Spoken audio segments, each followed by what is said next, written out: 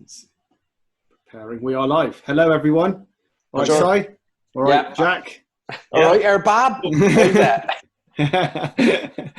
Look how handsome Jack looks, everyone. Jack looks great. I forgot the shape of his head. Yeah. So I probably should explain this guy right here on my screen if anyone's watching. With his own seat. This is basically how everyone who's not a Liverpool fan feels right now, you know. And anyone who says they don't is lying. I don't. You know, because no one wants to have to suffer Liverpool winning the league, apart from Liverpool fans, you know. And it really was a sad day. And I just feel like had the coronavirus not happened, Liverpool wouldn't have won the league. You know, I think. What happens if they would have won it even more devastatingly so? They were on a downward spiral.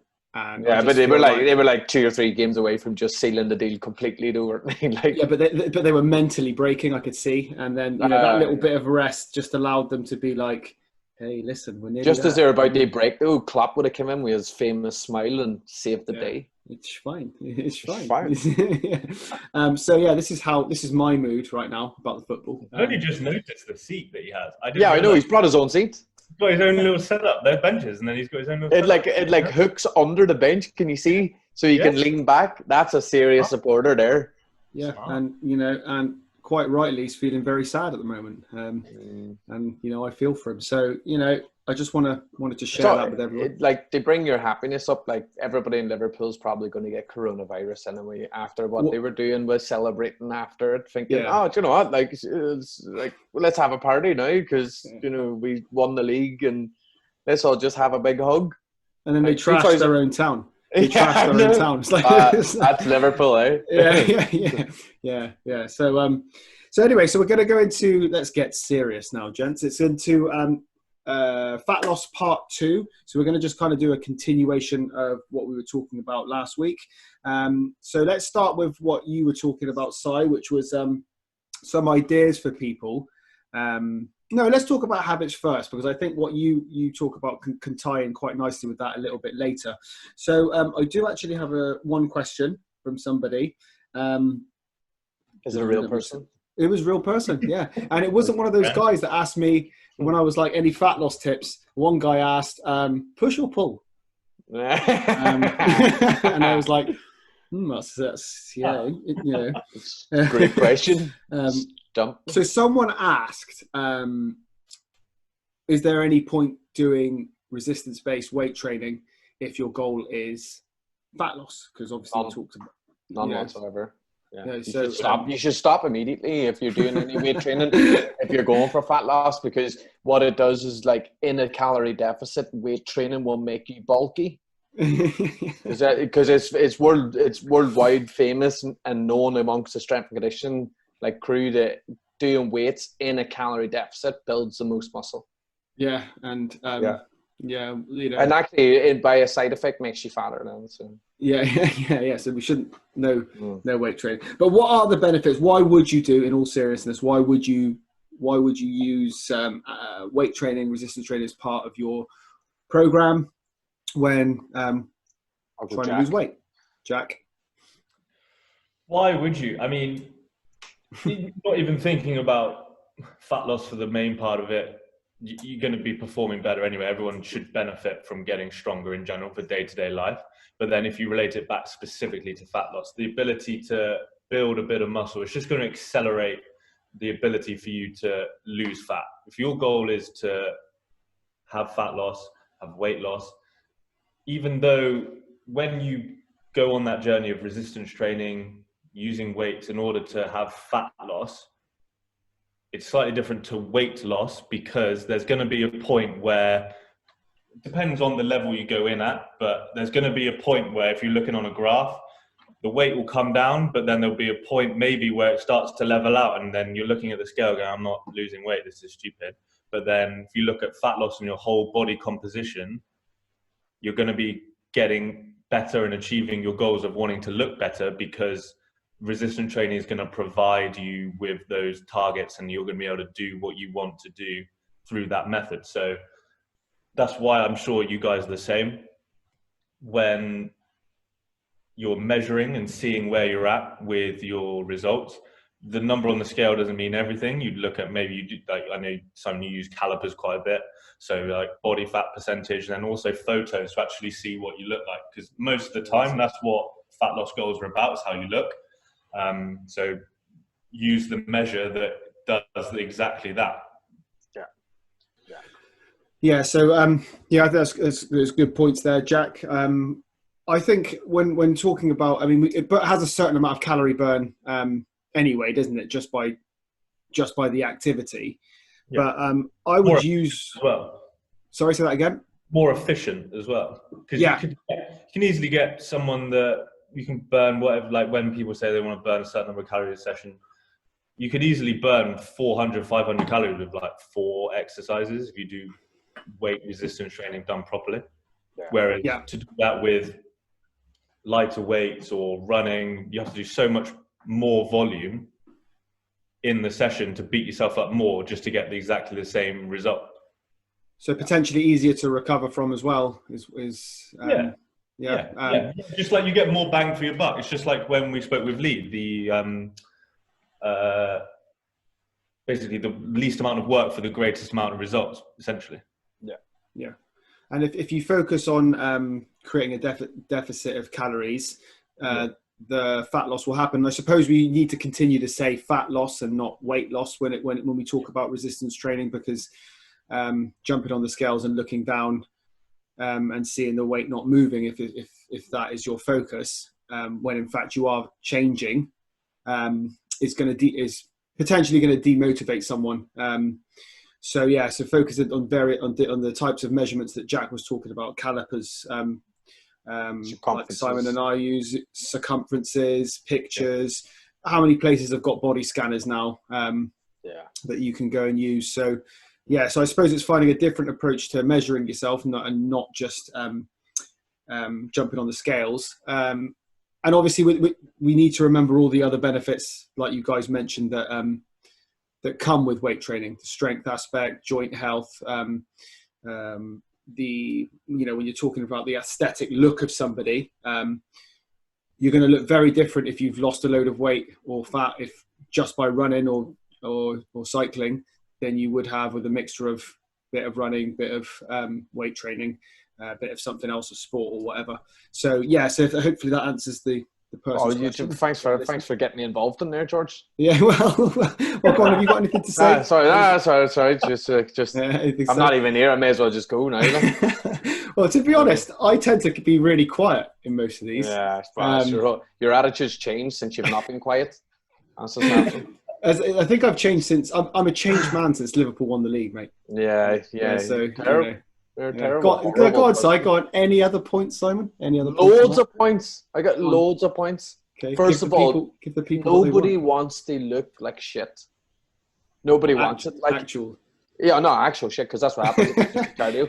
No, but like the whole aim in the game of fat loss, I always find, is to improve your aesthetics. Of course, there's like a lot of people who just want to lose weight for a health benefit, and that's absolutely fine. But try and find me somebody that's not healthy, who has good muscle mass. Do you know what I mean? But I guarantee you'll find a lot of slim people who don't have muscle mass, that aren't healthy, still have joint issues and all that sort of stuff. So, but the main goal is to look great. And if you're just doing cardio, of course you're going, and in a calorie deficit, of course you're going to see weight loss. That's going to happen all day long. But you got to do lots and lots and lots and lots of it. But the side effect from that, like Jack was saying as well before, and you, is that you're going to lose muscle. Muscle is much easier to lose than fat, because it's got a high blood supply. It's already connected up to the system. Your body's in a deficit, and we already know that people don't eat enough protein on a daily. So the chances are there, but your body still needs protein. So regardless of where it's going to get it, if it's in a deficit, it still needs it. So it's going to pull it from muscle tissue, and then you're going to be even skinnier but still fat. But all the joint stability, all the strength gains, all the power gains from that, and then all the benefits that you get in everyday life, all come from resistance training. You know, and if you're just going the cardio route, you're going to end up probably suffering, especially if you're making that choice where I'm only going to do cardio. The chances of you getting injury are going to be extremely high if you haven't been doing any of that before. if you haven't got a background in any fitness or haven't got any background in the cardio that you're taking on. So there's just so many things that are more beneficial doing weight training. No, and from a female perspective, girls want bums now, don't they? Girls are looking, they build a bum all the time. You won't build one on a Stairmaster. You will not build one on a treadmill. You will not build one on a spin bike. It is absolutely impossible to do all of those things. And if you go to the athletic world, and I always like to use it because they're the pinnacle of what, you know, human performance, aren't they? So if you go to like the track and field, long distance runners, do you want their body shape? Nobody wants that body shape. Nobody wants that. No female wants that gangly, bony, no shape. No, but nobody wants it. I know it's horrible to say, but like, you know, no shaming intended. No shaming intended. But what would you rather look like Dwayne Johnson or Mo Farah? Do you know? I mean, I already look like Mo Farah, to be honest. Mo Farah, all day. But you know what I mean? Like in terms of like, you know, and then the power athletes are always looking better than the long distance athletes. It's just a fact. They carry more shape. They've got more muscle mass. They look aesthetically better and they look more healthy. Like Mo Farah and you know, Bradley Wiggins, he looks scarily unhealthy when he's in top shape.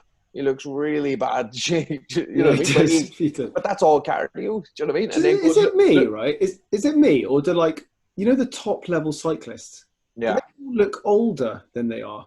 It's just all like, that cardio. Like, Wiggins was like 20 something. He looked like 50. You know what I mean? I was just like, what's that? But like, he was obviously. Oh, we've got a question. Can you do too much weight, too much training, which affects weight loss? I think that too much. Yeah, you can. Yeah, you can do too much training. Yeah, that's 100% the thing. In that fact, you can easily burn yourself out essentially and do too much. And the fact that you're not getting anything out from your training, so you're not going to progress. You're just making yourself more tired and more tired, and so all your hormones go out of whack. So you just have burnout essentially. Which, you're definitely then not going to lose weight because things like the stress hormone cortisol, the more work you do. Cortisol happens all the time. It's not something that you need to avoid because it's in your body. It happens when you wake up. Your cortisol does this during your sleep, and then it just rises gently and you wake up. It happens when you work out. Cortisol is a stress hormone. Training is stress, but it's good stress. Whereas if you do too much training, then it becomes bad stress because your body's not able to recover and do what it needs to do from all the training that you're doing. And so then if you're trying to do more volume, more sessions, working out twice a day, all you're doing is making yourself more tired, and you're just never going to achieve what you want to achieve because your body will prevent it. Because your body will be like, no, we're going to hold on to every single little thing that you put into us because we need it because you're running us into the ground. And also with that, just all the appetite side effects from all that, like your body is just going to start screaming for food if you're just pummeling it all the time. You know, like I think we talked about it before, you know, trying to do just the right amount of everything to get everything moving and get the best results. And it's the same as that. But yeah, what you said is perfectly true. And it will smash your appetite into oblivion. You will be hungry all day long. And follow-on question from the same person. So how do you know how much training is the right amount of training? It's a good question. It's a tough one. How long is a piece of string? Yeah, it's a tough one to answer, I think. I think you have to judge that on how you're feeling. If you find you're getting repetitive niggles, for example, if you find that you've got Lee talked about it in one of the podcasts a couple of weeks ago about if you find that there's no go in the sessions, you know, if you find that it feels lackluster, you're dragging yourself, you're dragging your knuckles through the session. That's performance is going down. Yeah, I think that's another tell. If you're sore for week for longer than a day or two, you know, if you're grossly sore and then that lasts about a week, you know, you shouldn't be sore for that long. So unless it's arms, obviously, like because you should be sore for at least 3 weeks on the one bicep session. Yeah. I mean, you train one bicep a day, right? Obviously, how your day is supposed to grow, but it's an interesting one, isn't it? Because how you know, how long is a piece of string? How long have you been training? How many years have you got in the bag of lifting weights and doing cardio? Like, we could all generalize and say that, you know, 3 to 4 weight training sessions a week would be probably enough for the majority of people out there. And then outside of that, then you could probably add some cardio sessions in, or just increase your NEAT, so your non-exercise activity thermogenesis, so just your movement every day, you're walking and climbing stairs and all that sort of yada yada. But like, if you're a novice and you're coming in trying to hit 6 weight training sessions a week, good luck. Good luck, D. Like 2 weeks, and then you'll be either fine. You'll be too sore to do anything. Yeah, so you know, like 3 to 4. Yeah, getting sore shouldn't be the goal of your session. If you're sore after every single session, you should probably look at what you're doing in the session, and then also look at how you're recovering, because you're probably not recovering. Yeah.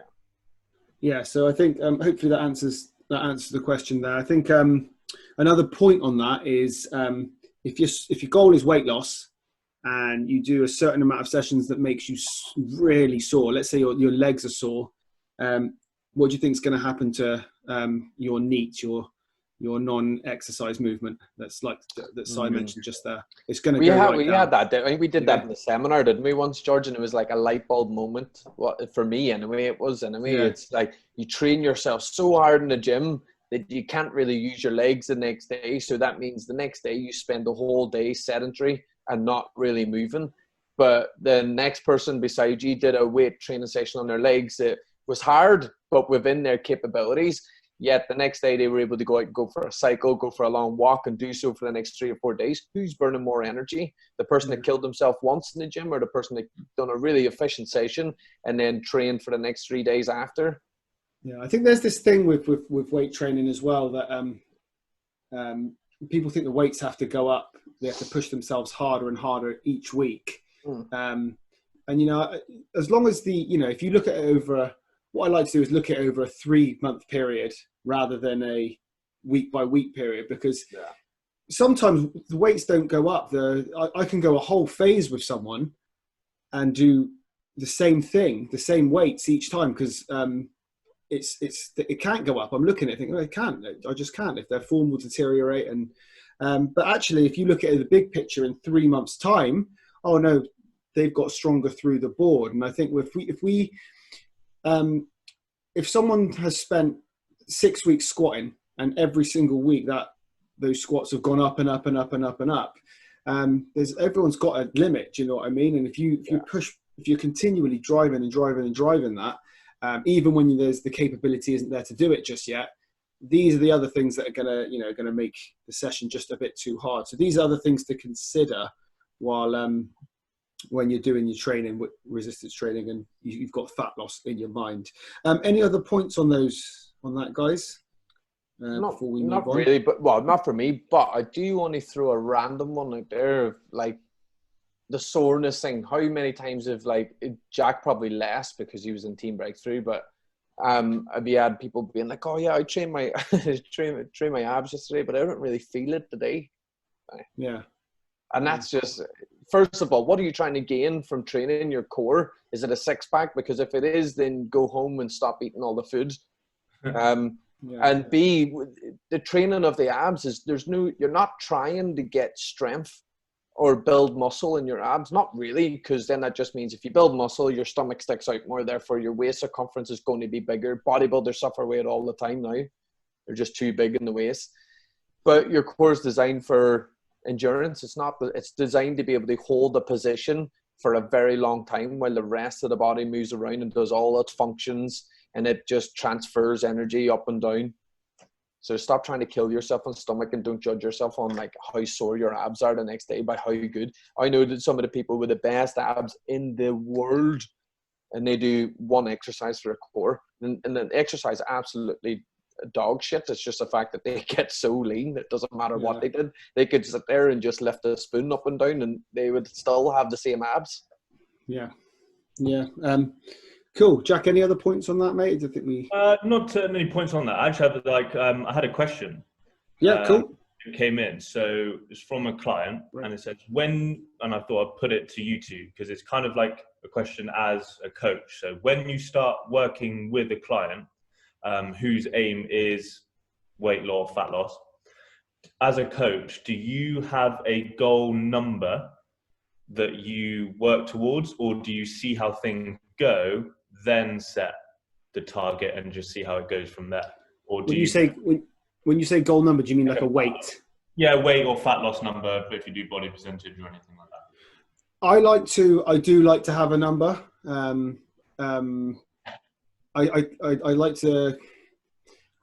like to go on like a pound a week for people. Do you know what I mean? So I kind of, because what that does for me is it gives people, with the time frame, it gives me like, okay, so you've got, let's say we want to lose 6-7 pounds in 12 weeks. You know, that in their head, the reason I do it, they'll probably lose more, right, if they follow what I'm saying. But if I say I want to lose 6 pounds in 12 weeks, in the first 12 weeks, and I make sure we say in the first 12 weeks, so it gets away from the whole it's a 12-week program thing. But I say that, I say, okay, 12 weeks. And Simon, you went, we talked about this in the past. I said, okay, 12 weeks, 6 pounds. Let's break that down into how much you need to lose a week. And when you break that, it's £0.5 pound a week. All of a sudden, it's like, well, that seems really, really achievable. What I think I did early on in my career is I pitched the number a bit too high, and it almost seemed psychologically unachievable for people. So I kind of have a loose number at the beginning. I say, okay, what do you want to do this for? Usually there's some reason. Usually there's, well, this is happening in X amount of time. I'm like, okay, so a good target is about, 6 pounds over 12 weeks, let's say. And then I can say, okay, if you want to achieve that, X, Y, and Z is what you need to do, whatever those changes might be. So I like to use it for that reason, but it's changeable through the 12 weeks, because I could turn around and say, hey, listen, you've lost 3 pounds now in 2 weeks. Why don't we pull the calories up just a little bit? So that's just like a little, hey, you're doing really well. Here's a little bit of motivation. Let's have a little bit more food there. And they'll continue to lose weight, because obviously they lost more weight than I prescribed for them, because they went lower than I probably prescribed for them. So if I can put it up, then I can really play with the variables and get them trying to enjoy what they're doing, rather than feel like it's a restriction. Yeah, that's what I would do. I'll pass over to you, Seymour. No is my answer. And pass it on now. I'm joking. I don't have a number. Obviously, we've got numbers in terms of what we can work with, like £1 a week, I'm actually happy with £1 every 2 weeks in some cases, because it all depends on somebody's ability or their level of change and their willingness to do something. And also, they have to create that goal for me in order for me to put that in there. Somebody might come in and say, I want to lose half a stone in the next month, and I'll be like, good luck to you, have a good time. Because you're not, unless I see that they're really willing to make instant changes automatically and we're off to a great start, then I'm not going to put that pressure on them. But it all is very dependent on the person. Now, like I said, I can go from £1 to £2, or £1 a week, or £1 every 2 weeks. I can vary on. But again, I'll always start off with what their goal is. I'll get them to give me some numbers, because I don't know about you guys, but sometimes trying to coax what somebody really wants out of a session from just talking to them is really hard, because people don't want to tell the truth. Sometimes it's all right to say that you want to look good naked, because that's, half of it is that. It's all right to say that I just want to be slimmer and I want to fit into this dress, or I want to stop looking like this and feeling like that. But trying to really get down to specifics, sometimes people are just like, I just want to lose some weight. So I'll go off what the person says, and then I'll formulate the goal from that. And then I'll put it into a reality check, because like I said, some people come in with unrealistic goals and timelines.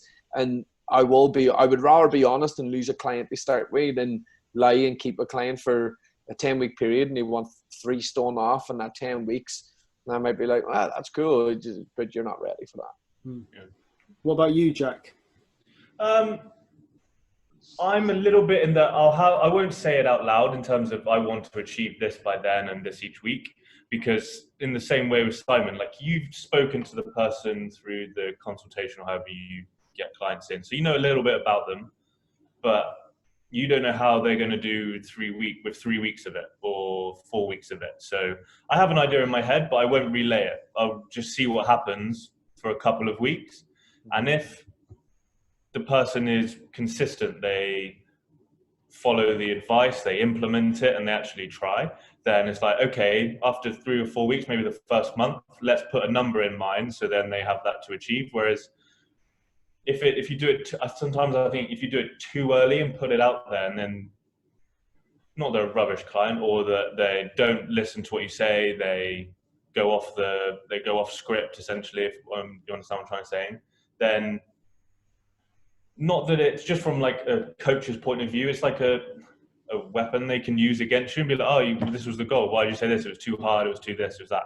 But then you're like, well, you haven't done what I've said. So I just think not putting anything in, just seeing how it goes for those first couple of weeks for me is just an easier way, because then you learn more about them in the sessions, and then when you speak to them, then you can set a realistic target, or you can learn, okay, setting a weight goal isn't going to work for them. Let's just do a different type of goal that's going to work for them. Because you can, like Simon said, you can speak to the people, but it's like the classic thing in a questionnaire or consultation where it's like, why do you want to start training? It's like, oh, I want to lose weight. It's like, okay, why? And they're like, oh, I want to look better. It's like, oh, they can't want to be fitter. Okay, what's that? Yeah. Like, that doesn't mean anything. Is that you want to get stronger? You want to go run a marathon? And then like, oh, I want to be stronger. Stronger what? What, you want a 200 kilogram back squat? What does that mean? For what? Why? Yeah. So you have to go, and I think it's hard, but people will come to us and then there's only that surface level they've really thought about, I think, but then you have to push them to the why. And I think you can do that to a certain extent in the first meeting, but it takes a couple of sessions of learning about them, being like, okay, this is like, yeah, you want to lose weight, but what's way more important to you is being able to, I don't know, be 10 years older and still be able to run around with your kids. So at the end of the day, the weight loss is nice, but this is more important. So let's focus on that. Yeah. We've got another question, guys. This is one I think was going to kind of come up anyway at some point. It says, a gentleman here has lost 18 pounds over the last 4 weeks. Wow, by the way. I'm enjoying exercise now, which is great, but wants to get rid of side and belly fat, kind of love handles. Shall I start with this one, guys? With So he wants to know how he can lose belly fat, specific areas.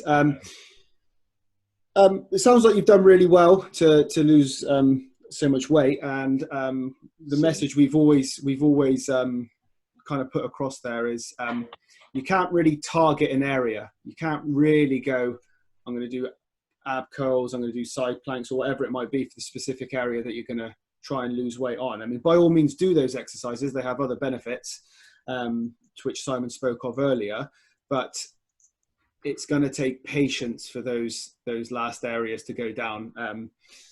So you're looking to continue doing what you're doing, continue your exercise journey, continue the changes you've made with nutrition. And if you're working, patient, right? it sounds like it's working. So keep going until you get a couple of not working there. Something like that. Sounds like it's going all right. There's no quick fix. Yeah, unfortunately. So if you get to a point where you feel like progress has stopped, that's the perfect time to make a change. Okay, so you've clearly made a lot of changes to lose that much weight in 4 weeks. At some point, those changes are going to slow and stop. That's when you need to start going, okay, so my progress has slowed down. Do I need to pull my calories back a little more? Do I need to up my any form of activity, whether it be exercise? But as we've been saying through the podcasts, the littler the better. So if you can up the lower impact stuff, walking, things like that, then that's going to make changes. So once progress stops, you can't stand still, because if you haven't made a change in a month, you're not going to make a change in 4 doing the things you're doing. Would you agree there, guys? Any other? Yeah. Also, just they help them understand. It is a guy, isn't it? Yeah. So if you've got trouble areas, there's a reason that they're a trouble area. You're storing fat in these, and it might be a hormonal thing, it might be a stress, like, which is also hormonal. It might just be how your body is going to store weight, but understand that trouble areas mean that there is more fat in those areas. So that means that they're going to be the last place to lose fat. So you'll normally notice that people, you hear it women, you hear it men, oh, I always lose fat off this area first, or I always lose fat here first. That's because it's the thinnest area, and it means it's got the most blood supply, because your body's working like a machine.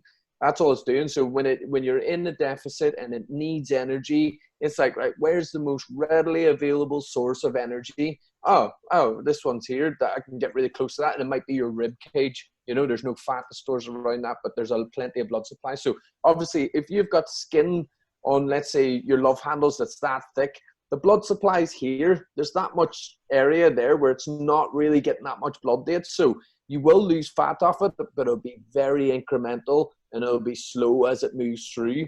But as long as you stay in that calorie deficit and keep training, your body will eventually burn that fat up, but it will be the last area. Just don't rush it. So it's going to take slow and persistence. He's also said to us here that he's made smaller portions and making a keen effort to up his veg intake and up his water. That's really great. Eating a lot of fiber is going to keep you satisfied. Obviously, when all the micronutrients that it gives you is going to be good for your health. If you listen to last week's, and this is for everyone as well, we talked about weekends and how we don't lose weight in kind of short periods. We lose it over a period of time, as you know.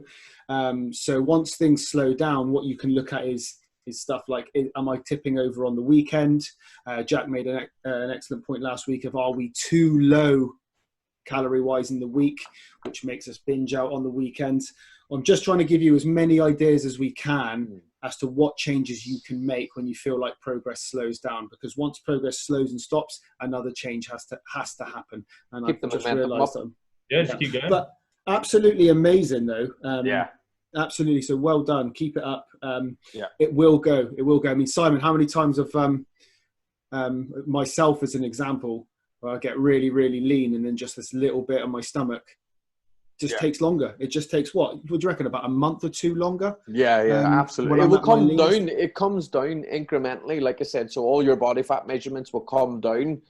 But because that area's got the most of it, you see it last. You see the changes last. Like this guy is losing the weight. I guarantee if he measured his stomach would be smaller. Yeah, that's another point there. Yeah, take measurements. Actual measurements of the. Will come down.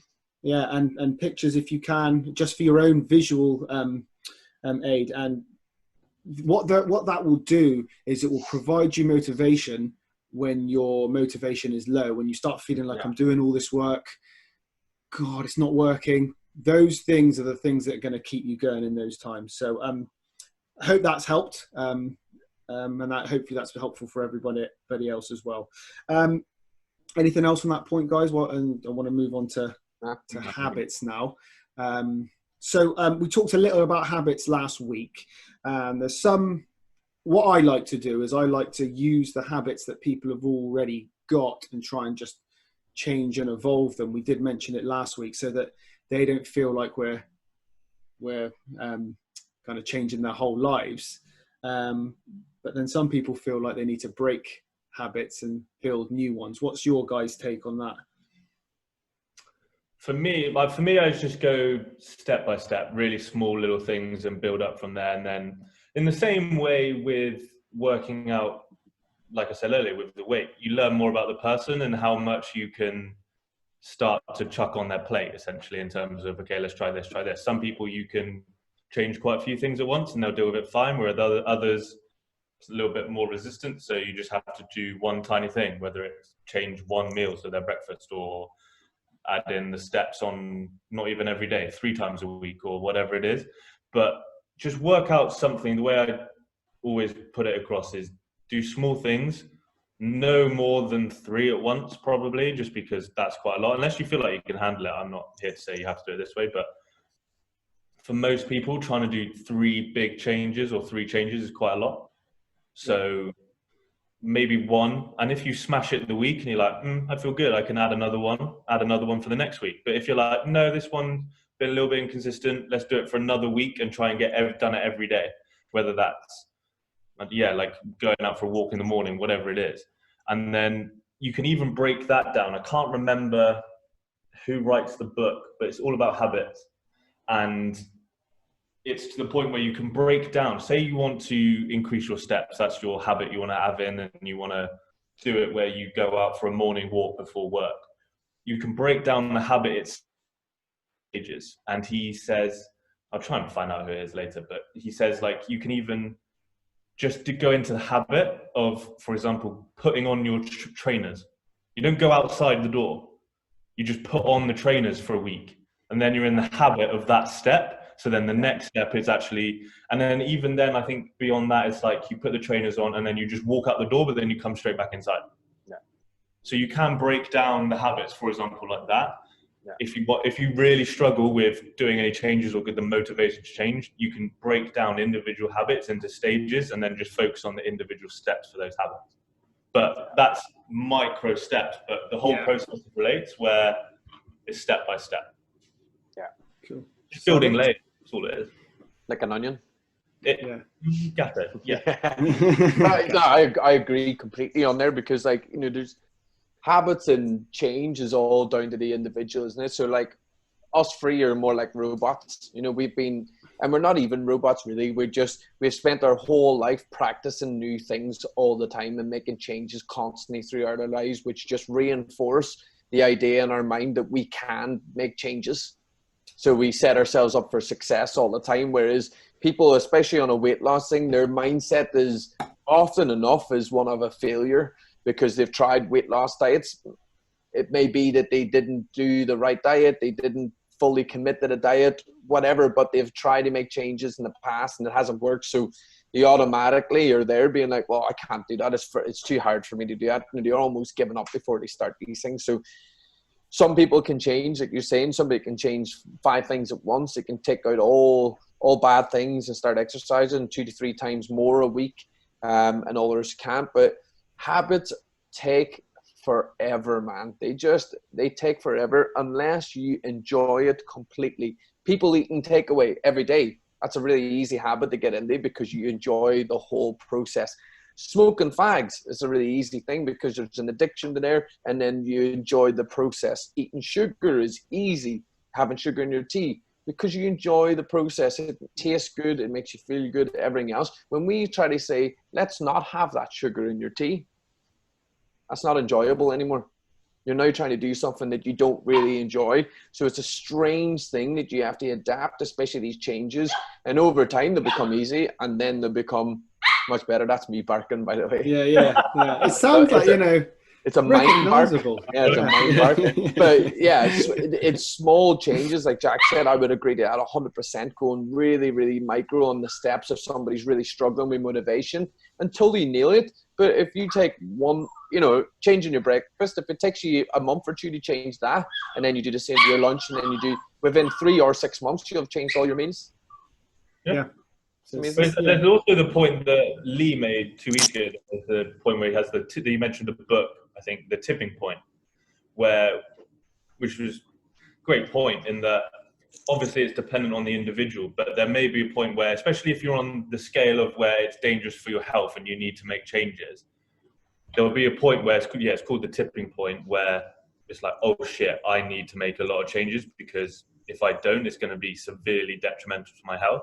So at that point, then you're going to have to make a lot of changes all at once. But because of the severity of the health situation, people are able to. And there's the health reason, but it could also not be. It'd just be like, I'm absolutely fed up of being unhappy all the time. So that's their tipping point, that they're able to make tons of changes. Could be anything, yeah. Yeah, and they're actually okay. They don't have to go with like one thing at a time. They can make like 5 changes and be on the way because they know something needs to change. Yeah, I think that's one of the biggest things I learned since the start of my career is, I found it really easy to just go, right, I need to do this now, and then make the change. And the reason people were coming to guys like us was because they didn't find making those changes very easy, and they needed help. And it took a little while to understand that personally. Yeah, I think it's a really important point that we can help this person make the changes, but it does have to come from yourself, and we can just kind of, suggest and prod. But every time you succeed with that change as well, like I was saying about the mindset earlier, it reinforces the idea that you can make more changes and it's not so bad, isn't it? So if you get them to make a small change and after 2 weeks they've made that change and everything's going well, then when you ask for more or they attempt to do more, they're already like building up the confidence to be like, yeah, I can do it. I can. Yeah. If you give somebody an unrealistic change, like back in the day, it used to be, all right, yeah, your diet's all right. So what we're going to do now is we're going to take all that food that you really like and just take it away. And then we're going to put 4 portions of meat in there with loads of vegetables that you obviously don't eat because I'm looking at your diet now. What's the chances of somebody sticking to that? They're not going to enjoy it, man. Whereas if you say to somebody it doesn't need vegetables, let's find one that you can eat, and then let's just have that once a day. Yeah. So, build it up, and then they're like, oh, do you know what? Been eating carrots flat out now. All right, let's try some broccoli. Yeah, how many times have you guys seen it where you do get someone to make a change and they make the change and they start seeing some results, and before you've made the next suggestion, they've already made that change because they're motivated at that point. So if you can make a couple of changes, stick to those changes, and then you'll probably find, like Simon said, that your motivation increases and you start making changes yourself anyway. And make note of what works for you, and all in the sense that you feel benefit. Because if getting up at 6 a.m. in the morning before work to go for a walk just sounds like I know my housemate Blair, that is literally his worst nightmare. Like it will never be a thing. He is absolutely baffled at the time I wake up in the mornings, and he will never love it. Like me setting a target for him to try and do that. What's the point? Yeah. He will benefit from it physically, but himself will absolutely be miserable and hate it. So is that? Do you shout? So do you shout over him in his bed at 6 a.m. to get up and go for his walk then? Oh, I'm super quiet. If I wake him up, you just see him in the morning angry. Oh, really? That's like 5 a.m. So on that, it was. I think we can evolve into a question that Simon suggested, which was ideas of foods that can help create a lower calorie day, but kind of fit into one's life. Okay, so what do people like eating? They like eating snacks, for example. They like eating cereal for breakfast. So we've got to try and look, instead of going, okay, this person. Sometimes you look at someone's food diary and they've had Cheerios every single morning, which tells me that person really, really likes Cheerios and or cereal. Okay, so to go, I want you to stop eating cereal. I wasn't talking about anyone specific. It's all right. I had 4 bowls of Weetabix the other day, so in one go. I love Weetabix. Have you tried that protein Weetabix? It tastes the same as Weetabix. It just tastes the same as Weetabix. I'm just a hardcore, all no sugar Weetabix guy. Yeah. But so, let's take the person who likes cereal every morning. What can we do there, guys? What can we do there? If someone has a nice big portion of cereal with full fat milk, what changes can we make to that person's breakfast? Add cream. Add cream. Sugar on loads of honey and sugar. Yeah. Yeah, I would go. Do you know what I would do with something like that? Like, I know I'll give one is portion control it. Yeah. I guarantee if you look at the back of the box and it says suggested serving 26 grams, you try and have 26 grams and see how close that gets you to your own meal or what previously. There's 2 bowls in this world. There's a deep bowl and there's a shallow bowl. The shallow bowl is for cereal. The deep bowl is for probably a rice dish, but we use it for cereal because you can get more, or soup because you can get more in there. But and the same works with sweets. When you buy the family pack size of Haribo, and on the back of it says per 100 grams and per 30 gram serving, have 30 grams. Yeah, just have It's just have 30 grams. Do you know what I mean? It's like, Just because one. what we do is, like, when you're kids, you can only afford the small bags, can't you? But when you're adults, you can afford the large size bags. And you just go buy loads of small bags. That's the difference, is because when we were kids, nobody went in, but like, especially when we were kids, because it's all too expensive, isn't it? Now it's all cheaper, but you didn't go there and buy Haribo massive packs. You'd buy the like little tiny packs, and now be it. It's gone. It's done. Yeah. On that, what's your favourite Haribo? It's got to be Sour Patch Kids. Oh, that's a good one. I like Haribo. Oh, Yeah. I like the sour one as well, man. Give me shortbread instead. That'll be good. Oh, yeah, I know, but shortbread, like, that's just straight to A&E with diabetes immediately with that sort of stuff. Like, Tesco, I like shortbread. I like shortbread so much that when we go to my auntie's house at Christmas, they have to give me one and hide the rest. yeah. So yeah, that's a really good one, guys. We talked about that before, the portion control for cereal. Yeah. I intentionally mentioned full fat milk. Yeah, means that we can change downgrade. Yeah, you can change the milk. There absolutely is a difference in calories. I think the difference is small, but it's there. At the end of the day, it all adds up, and at the end of the week, more than anything, it all adds up. So it might be a 30-40 calorie difference per 100 mil, but when you have 200 mil per thing, that's nearly 100 calories. At the end of the week, if you have it 7 days a week, it's nearly 700 calories. It's a lot to save on. Yeah, and then you've got if the 30 gram serving is just like, it's a bit too small, then there's other cereals that have lower calorie. They might not be as nice. They might not be as nice, but what we tend to be asking people who are, find it hard is make that one change and see how it goes. I guarantee if you stop having sugar in your milk for the first sugar in your tea for the first week, it's going to be awful. But after a week or two, it's not going to be that bad. So you could always say, if it's like an absolute no to changing the cereal, the Cheerios in the morning, however much, you can just change something else somewhere else. Like, okay, you can have that, but something's got to give somewhere else during the day. So you have to find that balance. What are you more willing to give up? Like we said, like, even on the alternatives, in your main meals, the change off the same foods, so we went for the corn pasta last week. That is half the amount of calories as normal pasta. You can also do the same things with toast and all that sort of stuff, not to have, just have less in terms of the actual portion on there. If you're struggling for snacks in the day, go for natural yogurts. Please don't eat health bars. Health bars are not that healthy for you, and the chances are they're going to be full of seeds, which means they're full of fat, which means they're full of calories. You're better off having something like a Mars bar. You know what I mean? One of them trekking bars or whatever. They were one of my clients said they were 450 calories for the bar.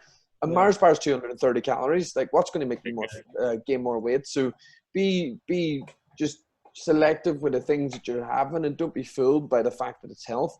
Things like not natural yogurt with frozen berries are a great snack, and it is zero on the calorie front. Absolutely zero. You can go for 0% fat yogurts, frozen berries chucked in. You can chuck a protein powder in there, and you're on the an absolute winner in terms of a snack and for a nutrient dense snack. And how many people go for brown bread, right? And obviously, worse. Yeah. So we got. I looked at the brown bread that we buy in our house, and look, I'm not, for all the people who are into the whole grain and everything, I'm not trying to say that one is healthier than the other. We're just talking calories and fat density. Yeah.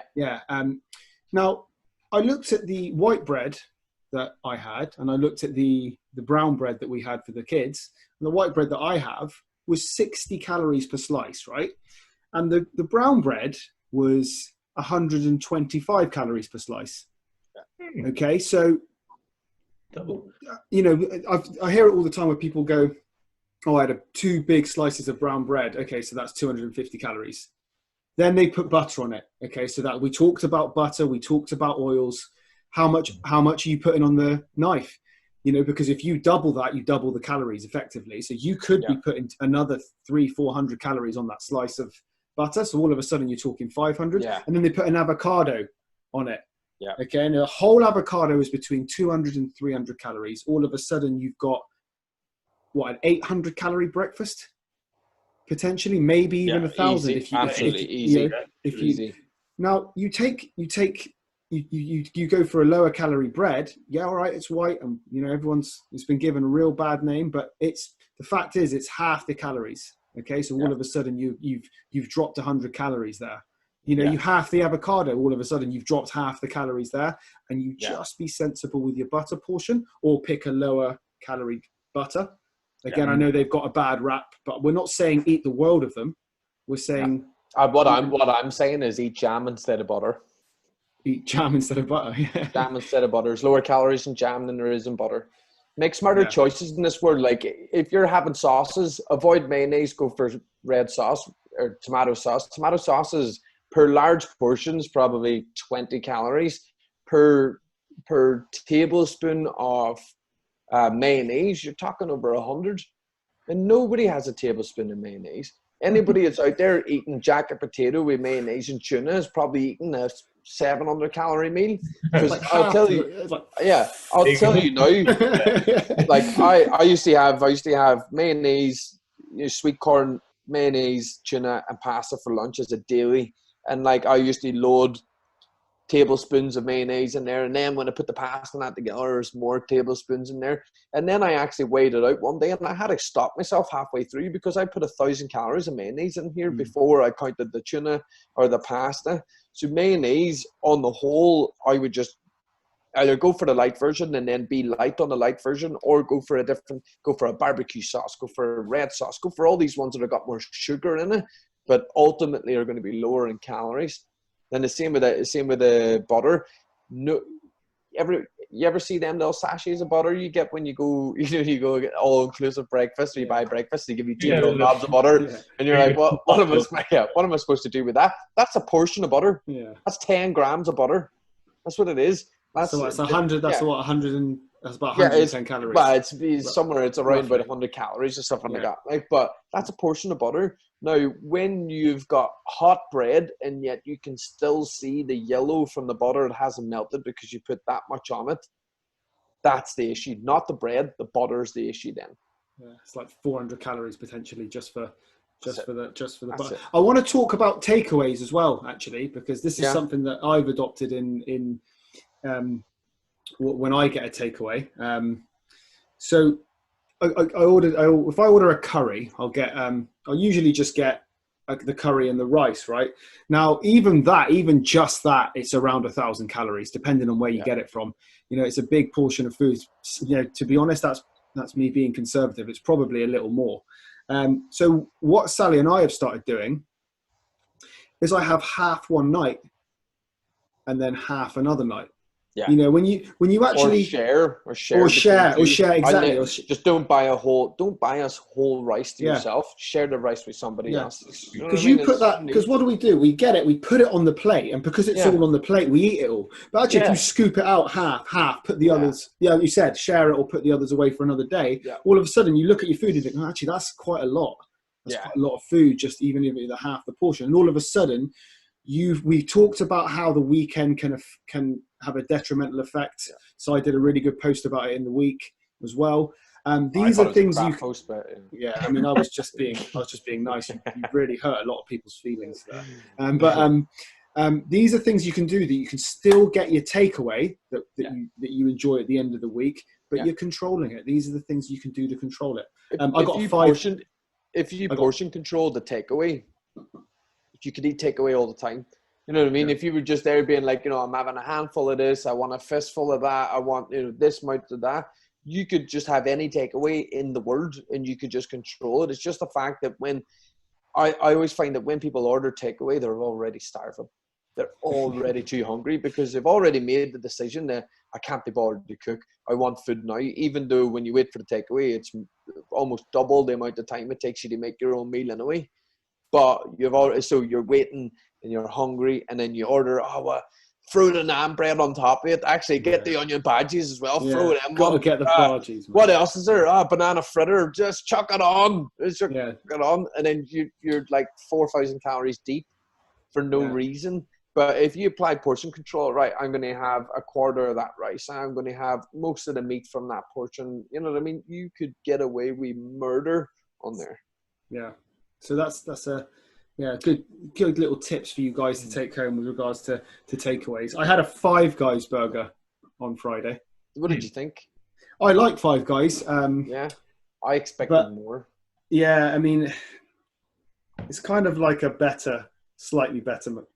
Right, give me this. I don't know if Jack ever got this, but grill stock or Five Guys? Oh, grill stock. All day. All day. The problem I have with Five Guys is that there's too much option on there, and there's not enough, like, here's our top selling burger. I want somebody, when I go to a burger joint, they have a burger that I haven't thought about, a combination I didn't contemplate, and that they're saying is ultimately amazing, because I will order it. But when they're like, oh, add your own toppings, I'm like, cheese. Cheese on it, put some bacon. You get cheese and bacon on everything. You know what I mean? Yeah. But when you go to Grill Stock and they're like, oh, here's our lockjaw burger that's got beef brisket, pulled pork, burnt ends, bacon, cheese, plus 2 burgers in there. Then we're talking about something. Then. So they're also like for 800 calories a burger. Like you go to Schwartz Burgers and they're like that. Do you know what I mean? And you go to Five Guys and it's just like. Yeah, Five Guys is real mince though. Like it's good mince. They make these tasty. patties themselves. Like I just was very. I wanted to go in there and be like, oh my god, that burger sounds unreal. I'm gonna have that. But instead, it was like, I just make your own. I just walked straight in as well. So I click and collected, and then I didn't realize I forgot that you had to wait outside. I just walked straight in. The lady was like, "Whoa, get out!" I was like, "Well, I've ordered." She was like, "Wait outside." I was like, "Oh, sorry." It's just like, sorry, while I was in there, so it's but even going on the back of this is just a bit of a win, really. But if you're going to start, if you're on a fat loss journey, let's say, because this is what this is about, and you're looking to eat out, it's still very possible, but there are things you can do in order to help yourself out here. Pre-order a menu. Pre-order, have a look. You're trying to, like, especially now in today's age, we could probably see the menu of nearly every restaurant that's in our area. You can find out what it is, and there is always going to be a better option. There's always options for salads. There's always options for leaner meats, for fishes, for so on, like things like that. So you could already make the decision. The worst thing you could do is get in there hungry and then start trying to decide when you're smelling the food already, you're salivating the an inch of your life, and you're like, you know what, I am going big. I've just seen that guy over there with that tray of God knows what, but I want all of it. You ever get that? You ever get that? You order a meal and then you see somebody else's meal and you're like, why didn't I order that? I didn't know that's what it looked like on the yeah. I didn't know I was going to look like that. Also with eating out, like, go out and just order the meal. Do you know what I mean? Don't order you don't need a starter, you don't need a side, and you don't need a dessert. Or if you're going to go for the dessert, plan. That's it. Make the better choice. If you're doing that, fine. Just plan ahead. Like Simon, when you were doing your fat loss, you knew there was an evening where you knew you're going to be having cake or something, or cupcakes, remember? And so you were like, oh, I know this is happening. So in the following meals before that, you sacrifice something else. So it's just sacrifice. You can go do all these things, but just plan ahead. And in a restaurant, you could sacrifice something and still not miss out in flavor. You know what I mean? You could go for fish and vegetables, or you could go for a beef joint with a side of veg, and that beef's going to be cooked unbelievably well. But then it might mean that you can have the banoffee pie at the end. It's one of those trade-offs. Or a beer. I just like they're going to be putting calories on menus now, aren't they? Yeah, I think so. I don't know when that is. I thought it was this year, but maybe it's next year. Boris is going to be places already. Well, Boris is obviously raging against the fat, against obesity, because he made that real good decision. They opened pubs and restaurants, which both make people fat. Go get fat when there's a pandemic. I'm definitely going to a restaurant on the weekend though. I might book Hudson's. Hudson's I'm- will probably be ready for booking in the next 12 years. Yeah, 12 years. Yeah, 12-year waiting list. Or you I may like, you you know, that of weird all the opening stuff. thing. Yeah, of all the stuff I'm getting annoyed with about it, like not gyms not being open, but them being open, I'm still going to go. Do you know what I mean? I'm still going to go, and all the boys are going out on Saturday. I'm not mean, going the to pubs, pubs are- man. I'm I'm not even not- like it's not even in my social, but I'm not partaking in that. Like people are going to get drunk. You know what will happen? People will get drunk and get angry that other people have walked close to them, and then they'll start Yeah. fighting, which means they're even closer. Another excuse to have a fight. And when they're like Yeah. slabbering on each other as they're over the Yeah. top, punching at each other, You have to spitting on punch. each other. You have to do the old-fashioned punch styles. Yeah. The old-fashioned. You know, the old-fashioned boxing. Like Yeah, that. that's it. Yeah, Man. it's There'd be just- people running around. There'd be somebody calling somebody names and running away at the same time more than ever before. Someone was telling me about someone in the park doing like PT, but to remain 2 meters apart, they put the boxing pads on 2 sticks and held them out. The boxing could punch, but they were still 2 meters apart. I can't remember who told me. That's genius. Just like That's that. genius. That's They genius. got that off Kickboxer. That's what they got that off. Do you remember the Did they? original Kickboxer? That's where they Yeah. got that from with Van Damme. Van Damme with the dancing, or was that Bloodsport? Yeah, that one. Yeah, the dancing. Feeling so good today. Anyway, stick to topic. Any other things, guys, that you can think of? Tips we can give people Eat popcorn. as a snack. Yeah, popcorn snack. is like air. Popcorn is virtually, even the sugar stuff is like air. Get yourself a big bowl of popcorn. It's no calories on that front. As in, instead of like a portion of crisps or something. Like Portions a bag of crisps, yeah. If you want to go into the crisp realm, I found out. Come and hit me up. Get pop chips. Pop chips all day long. Pop chips are basically like a lighter version of like a Snacker Jack, but not in terms. It's more of the consistent. Well, I suppose the texture of like a prawn cracker, but a crisp. They are absolutely bang on tasty, but they are half the calories of kettle chips. So if you get a large bag of kettle chips, you're talking 700 calories for the whole bag. And how many people, like we said before, portion out and be like, oh, I'm going to have one regular size bag worth of these crisps. You get the whole bag. Get the whole bag. But the pop chips for a whole bag is 300 calories, that's pretty decent. It's A half, full- right? Full family-sized bag of pop chips, 300 calories. That's some decent eating. If you want to go to town, that's not a bad number for calories. 300. Allow yourself a snack in the day. What would you rather do? Sit around eating grapes and apples, or would you rather have some crisps? Yeah, if the crisps is your thing, that's a good tip. Yeah. People So like the that's a good texture of crisps. They Yeah. really like that crunch. People get addicted. Yeah. They think they're addicted to it, but they like the crunch. Pop chips. Remember that. And if you Pop go to Lidl, chips. yeah, if you go to Lidl's, then it's Pops. Okay. Lidl's always have their own spin on stuff. Yeah. Man. Classic, Lidl's are classic much cheaper. Lidl's. Yeah. Mars Mars. Marsh.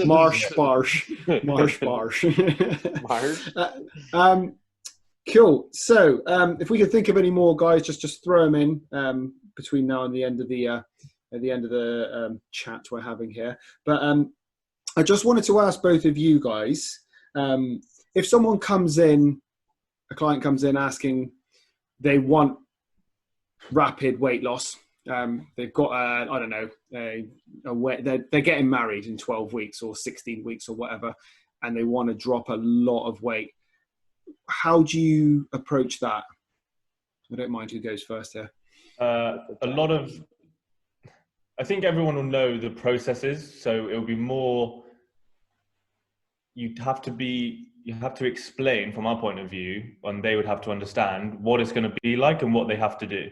Because I think people think, oh, this will be fine. I can do that for choice. Like, it's going to be very hard. Yeah. It's not going to be just, 12 weeks and it's done. It's going to I think the realization early on that there'll be like a point where you're like, fuck this is too hard. Yeah. Because the things you have to do in order to do that, it's not particularly enjoyable. You're going to be hungry. You're going to be tired probably because especially obviously it depends on the individual and how much they have to do. But if they want to get in, depending on the shape they want to get in, but if it's talking substantial changes regardless of the shape here. Yeah, it's going to be hard because it's going to be probably a dramatic change for what they're doing and a lot at once. Yeah, and then so you have to think about I What think can you at that point sustain? you have to think about, are you willing to do it? Like you can say yes, like you might like the idea of it, but are you willing to put in the work of the actual process of doing it? 100%. So 100%. so basically you make them understand. Yeah, a lot. Yeah. Like this is what's going to have to take place. These are the changes you have to make, and it's not like before where we have a plethora of time to make small bite changes. If you 12 weeks is the goal, of quite a few things are going to happen. So that process of one thing a week can't really happen now, because by the time you get to 6 weeks, they're going to be like, oh shit, 6 weeks. For us guys, they lose loads of weight in that time. We really have to be going for it, and that's why we've got a good body of muscle and training and nutrition behind us. So for us to be like 12 weeks, I want to drop 5% body fat. You got to be making some big changes there, and sustain them. But I don't know if any of you are familiar with UP Fitness or any of the people who are listening. UP Fitness will not accept you if you're not willing to agree to at least 90% of what they're asking you. If you go through their website at the end, it's saying what is to be expected of us and then what we expect from you. And it gives you a list of, you must train 3 times a week. You must do this here. You must, if we ask you to do more, you do more, blah, blah, blah, blah, blah. And that is why they have probably some of the world's best transformations out there, because before somebody even steps in their door, they've already agreed to do all of those things. So they aren't going there being like, oh, I might try and like drop a grape a day and see how that goes. They're going in there being like, well, they're saying like, if you're not going to partake, we don't want you here. No, you won't get to what you want to do. And then exactly, I think the other point to explain is that it's not sustainable.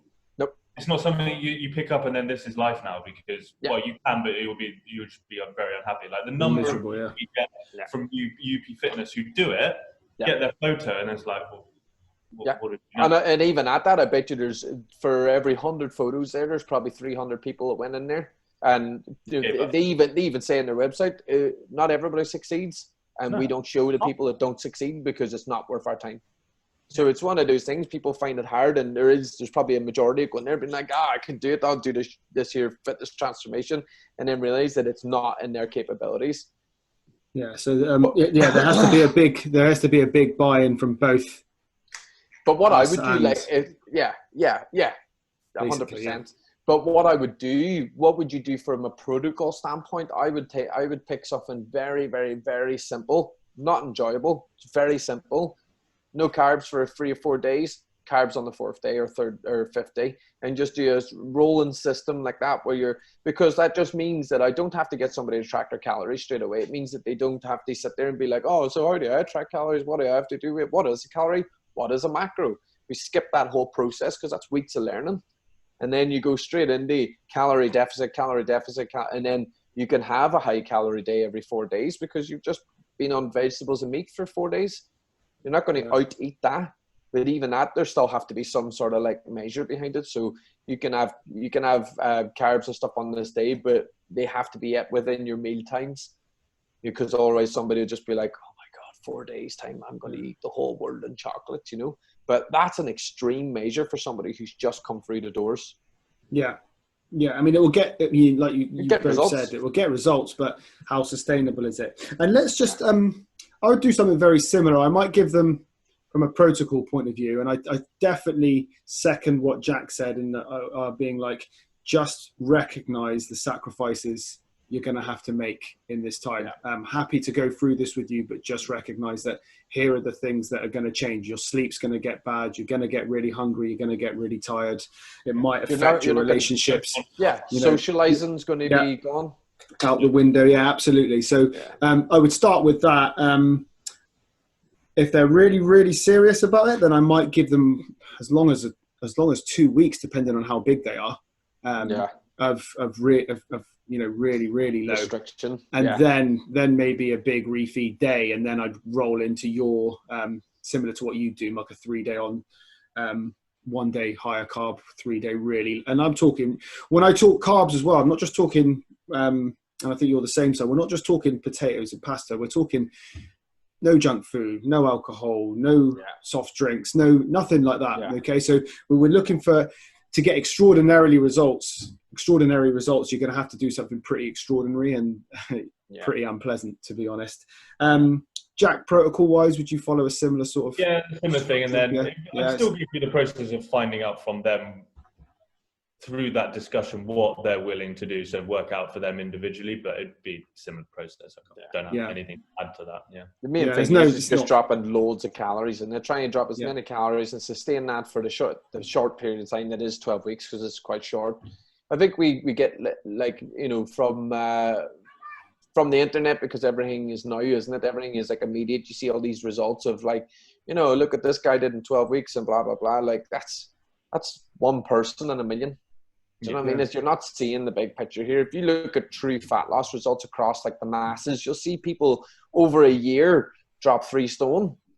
You know, that's really, and that's really good. Yeah, that's really good results. It's, you know, fantastic there. But we have all these images of people coming in 12 weeks and leaving with 6 packs. Like, people can't sustain 6 packs, like, unless you are the natural stressed non-eater, or you're one of us who have a high energy output.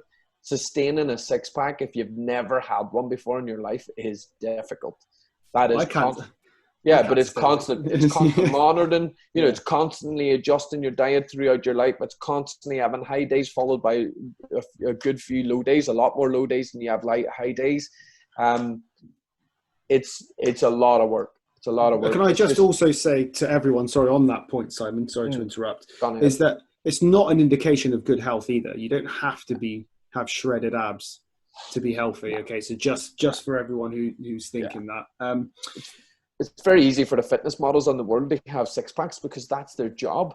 Yeah. If your job was to look brilliant, what are you going to do? You're going to look brilliant, like, because otherwise you don't have the job no more. Yeah. But then they go through a whole process, like a 12-week basically process, in order for that photo shoot. And then they take 400 photos then with 8,000 different outfits. And haven't drunk water for, like, that's it. And then they'll just constantly reload, because you see it now. We're in the pandemic, and how many fitness models are having all these photos, whether in New York or in the Caribbean and all that. And you're like, did you just skip coronavirus and do your own thing? No, you didn't, because you've just taken all these photo shoots all at one block of time, maybe in a 3-month span, and then you're constantly uploading them to your feed. Take some while I'm eating breakfast. Take some while I'm in the gym. You notice all these people doing these workouts, you know, for Instagram, and they look fantastic. Like, that's not how you look when you train. Right now, that's not how you look. I just want to mention training a little bit for someone who, let's say, we have agreed that they're going to do a harsh weight loss.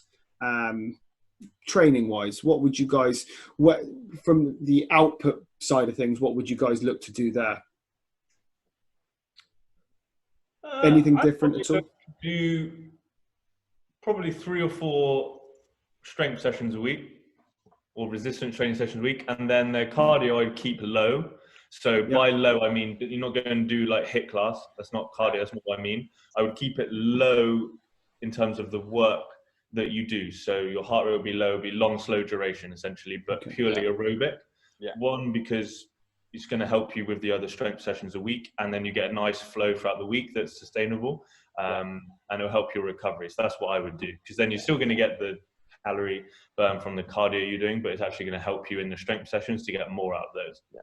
Because that's where you get the most bang for your buck. So like I would do the exact same as you, Jack, and also because if this is a 12-week fix, short fix, because you're stripping so many calories out, people are not going to have the energy to do the high intensity workouts to put them in. So if they don't, then it's not high intensity anymore, and there's no reason for it. So lots of just steady state type of cardio where they're just burning up some numbers, and then more than anything keeping it consistent, so you then know it's one of your cards you can play and increase it. If you increase every day, if they're doing an hour walk and you increase each day by 10 minutes, you know, it's another hour added on to cardio by the end of the week. And I was going to come up with a question based off the back of that. I just forgot. What were you going to say? Well, would you use pink fluffy dumbbells as well? For would your you use resistance pink training? fluffy dumbbells? Yeah, that's exactly what I was going to. I don't know how you read my mind there. Would you use, Jack? Would you use pink fluffy dumbbells? I normally go purple. But I Purple. Yeah, I only use them when I want to tone muscles though. Yeah. That was it. Because otherwise the other ones don't tone them. So, with regards to protein, then obviously we've talked in the last podcast about how we might not necessarily talk about protein immediately with someone if we're making the small incremental changes. Yeah. But would you lay protein as of a much higher importance in this situation here, where someone is wanting a harsh restriction? You need it for the recovery from all the training they're probably going to be doing, which is way more than they would be doing anyway. Just for the main thing, just so they can sustain themselves for those 12 weeks. Yeah, and their appetite as well, because they're on such a low calorie and a massive calorie deficit. They're going to be hungry, and the more protein you have, it's absolutely clinically shown that it will suppress appetite for a lot longer than most other nutrients. And I think sleep is always heavily affected when someone's on a big restriction. Various reasons. One, I think there's obviously nutrients that get depleted. We're probably thinking of these zincs and magnesiums in particular. But two, I think whenever I've done it, I've just used to wake up hungry. I used to wake up like I'm really hungry here. It's like 2 a.m. All I can think about is waking up with food. So is there anything you do to combat that? Would you recommend any supplements, or would you recommend like a sleep, like Lee talks about, like a sleep routine for someone? I love that sleep routine. I've told so many people about it. Focus on the routine, because then they can take that, because that's a skill that can go beyond the 12 weeks. So it's a good habit to teach someone. So, absolutely. You can make it out that it's going to work for these 12 weeks, but that's them for life then, if they can nail that. I love that whole settle down for an hour and a half before I put the alarm on. Because that's such a, how many people just don't, go from watching something and they're like, holy shit, I need to sleep now. And unless like us, I could do that. I could do that all day long, but that's because I go to bed at the same time every day, Saturday, Sunday, all the way through to Friday again. And it's easy for me to switch off because I'm in a pattern, but people who aren't, you can't stimulate yourself that way. You can't do this to yourself until you nail the pattern. But love that. So I suppose these are the things, if someone's thinking about a pretty severe restriction, these are the things you've got to consider. Your sleep's going to be affected, your social life, your relationships. So just understanding that before you partake in anything like this. Have you ever dabbled with giving people carbs just before bedtime as well, like a bowl of porridge or something like that, just because it does release hormones, it does set you down, it drops your blood sugars down again after they've been brought up again, which just signals sleeping.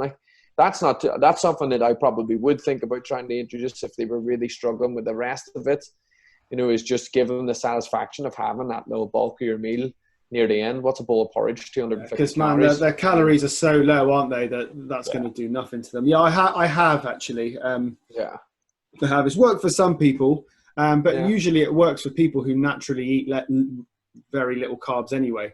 So if they're but if someone's already eaten a lot of carbs in the day, and I've tried that, I found that it hasn't had very, very big of an effect. So probably something along the routine / deficiency mark, but I don't want to go too much into the deficiency side of things, because I don't know that much about it. So, do blood work. So that's anything else you want to add there, gentlemen, before we conclude? I think that was I think so. That was a good one, guys. I hope everyone's enjoyed it. Thank you to everyone who tuned in. Thank you for the questions. Once again, every time Terry tunes in to watch, I always start feeling really self-conscious because I'm like, I've seen Terry the other week. I always think like, Terry, you should be teaching me. I shouldn't be. I should be watching you. He is lean. Terry. I saw pictures of him. Leaner than what you think. Oh, really? Leaner than what you think. Absolutely, shredded. But Yes, he's, sir. as far as I know anyway, from the conversation we had, he fasts for 7 days. Take that back. He fasts for 5 days. Okay. He only has protein supplements and probably multivitamins, microminerals for 5 days. But he's trained his way up there. Okay. But he does that for 5 days and then murders food in the weekend. We should ask Terry to come on. That's what we should do. Terry is honestly We so should- lean, man. So We should lean. ask him to come on. Yeah. I would Yeah, well, it'd just be embarrassing. There's no point. Oh well, yeah. Well, just show how little I know about. Yeah, he starts talking about stuff that we don't know. Yeah. All right, guys. Thank you very much again. Pleasure. See you next week. I think a continuation of sorts. Yeah, maybe some exercise stuff that we would do, protocols maybe use, because we can all. I know there's no like fat loss strategy or workouts or whatever, but there are certain things that we can do and prioritizing sessions to make sure that the structure of the session is. Split how you split the week up. Yeah. You can do a week and stuff. Sure thing. Well, do you want to lead that one next week, Simon? Well, I can do. It's like it'll probably be the best podcast ever, but sure. Yeah, it's almost not fair on everyone, isn't it? Yeah, if you were to lead it, I might wear a suit. Yeah, I like. Yeah, I nearly wore the metabolic movement top today. I should have done. Now that you've got it on, I should have just kind of been instead of wearing my Sam Crow top. We should get that. We should get the fitness lab as well. We should get some of their stuff. We should start buying in. Yeah. Do you do tops or not? Yeah, we have tops. Yeah. Get in there. Sign me up. Put- Send me your bank details. I'll send you some fake money. Yeah, send me. I'll send you my bank details. You transfer the money and give me the top. And the top. So, and the top. So yeah. Guys, thank you. I just want a quick one. So guys, don't forget about Simon. You still doing the core classes? I think this might be the last week, man. This might be the last week. I might do 2 a week. Just because the clients starting to come back in and times it's absorbing the middle part of the day. Yeah, so perhaps one more week of the core class side. I'll let you know next week, 12:30, Monday, Wednesday, Friday. So Wednesday, Friday left. Yeah. I've got my couch to gym workouts. Yeah. Okay, did the first one today. They are every Tuesday and Friday at different times because, like Simon, same reason as Simon, we've got clients coming back in. It's occupying our time, so it's those times are changing. But what you need for those guys is a backpack with some tins of beans in it, just some tins, or tomatoes, tins of beans, tomatoes, whatever variable you have in your house. I have chicken balti curry with tomatoes and beans, so just a variation. I like to mix it up. Also a chair. I mean, I'm sure you got a chair. Small step, like a stool. You're asking a lot. Well, listen, these are household items that people should have. Sure. So I'm not. Dumbbells if you want, bands if you want. There's variations. I'm covering all angles here, right? Yeah. Covering all angles. You're going to hold all 3 items and do the exercise. Yeah. No. It's And very. then the dumbbells and the bands. Yeah. Well, the bands are to hang. The bands are to like tie on something. Tie on this guy, and then blindfold yourself with them. So you're doing like a blindfolded. Or wear it like a crab mat. Chin it, around your chin for neutral. Yeah.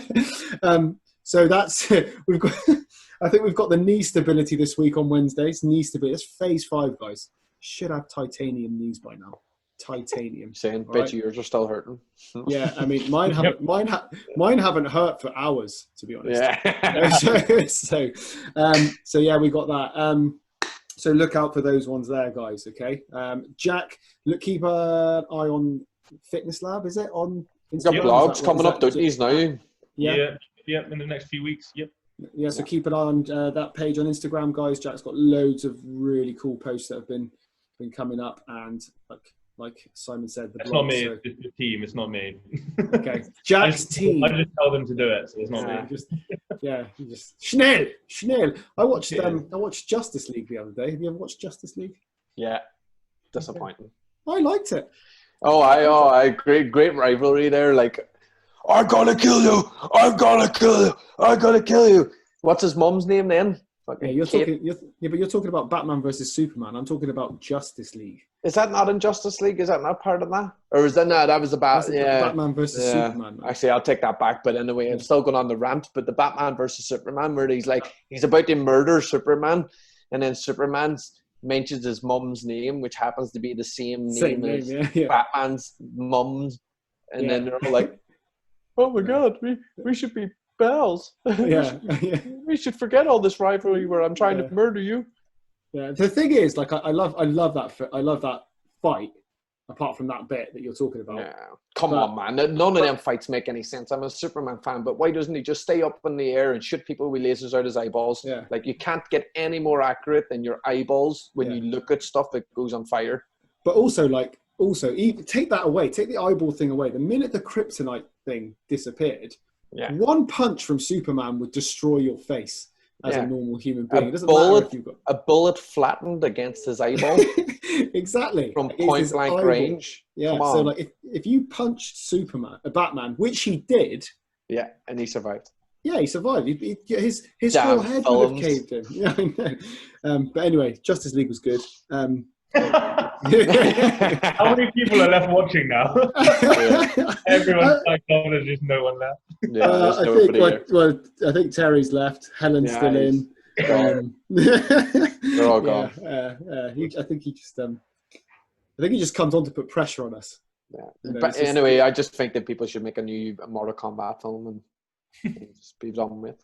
I want to play the old Mortal Kombat game, like the original Sega games. I challenge anyone to that game, and I challenge anyone to get a better time on me on Sonic 2. Love that. You should buy the mini Sega. Yeah, I'm going to buy the mini Sega. I think that's that's what they all say. If my missus allows me, that's the. All right, James. Thank you. On that non-fitness note. See you next week. Simon's going to be heading it. He's agreed. He's going to be heading it. And I'll see you a week today. See you later, guys. Cheerio. Have a good week, guys.